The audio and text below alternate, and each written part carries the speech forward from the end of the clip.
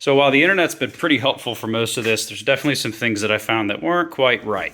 Couple of examples. Both of these yellows are factory harness 12 volt ignition position 2. So on position 2, the cluster lights up, everything illuminates, and then when you turn on the truck, the ones that aren't active turn back off.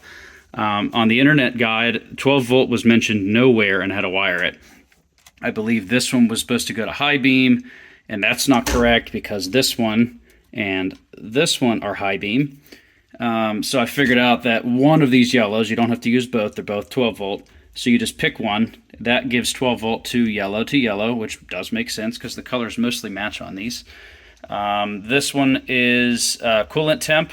This red with a blue stripe is exhaust temperature, which is the 4th position light here. This truck does not have an exhaust temperature gauge or sensor.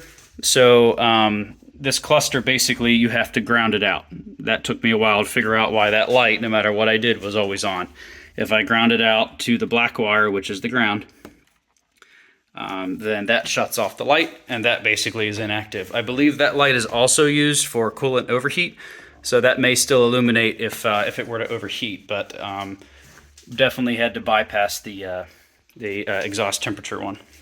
The internet also says that under here is the tach signal, which is a blue wire. On this truck, there is not one there.